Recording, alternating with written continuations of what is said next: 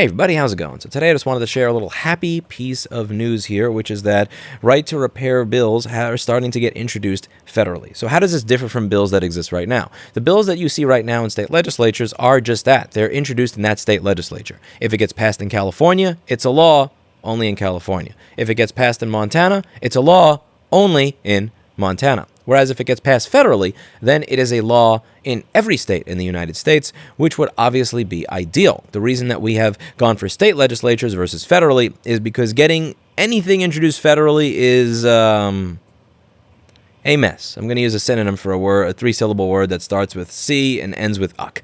It is not something that is going to be happening anytime soon unless you have billions and billions of dollars, and even then, best of luck to you. So, and we've also heard that when it comes to issues of consumer protection, this is something that often gets handled at the state level, not at the federal level. So we have bills in all these different state legislatures that over the next few months, I would like to start building up lobbying teams for, thanks to all of you. Thank you so much for that. And this is introduced at the federal level, which means that if it gets passed, that it would apply to every state. Now, the reason that I've been okay with the idea of it being passed in one state is because we don't live in a world nowadays where you can only sell an ISL 9240 to people in Massachusetts, but it's not going to make its way to Montana, where the schematic is only available in Nebraska, but no one will know where the fuse is outside of Nebraska. Again, we live in an information economy. We have the internet. You have people that sell things online. We have post office, FedEx, UPS. If it passes in Montana or California or Nebraska or Texas or New York, it doesn't matter. It doesn't. Once it passes in one state, you're good. The thing here is that it would still be ideal to have it pass federally. It also looks better in states when you can point to other people who are doing this. Because you have this whole thing going on where politicians are often very risk averse. They don't want to do something. They don't want to jump on a bandwagon until they see that it's safe to jump on that bandwagon regardless of the issue.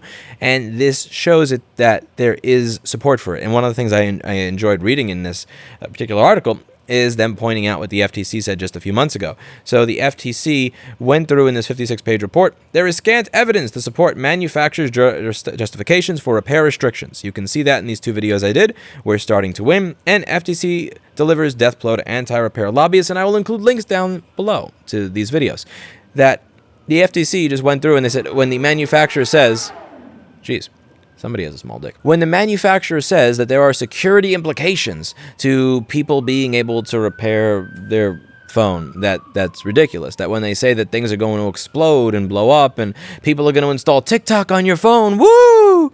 That this is all BS that's not supported by the evidence. And what I'm noticing is that this little game of whack-a-mole is just kind of, there's just so many more moles. You have bills in more states. You have more agencies of the government just saying, no, you're making this up. You have more journalism institutions saying that the manufacturers are full of it. You have more people realizing that the manufacturers are full of it.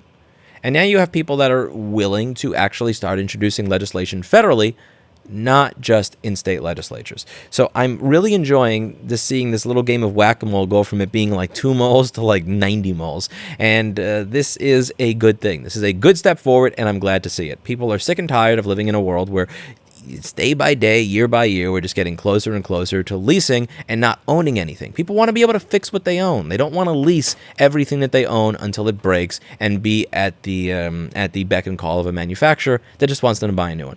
Let me know what you think of this in the comments down below. That's it for today. And as always, I hope you learned something. I'll see you all in the next video. Bye now.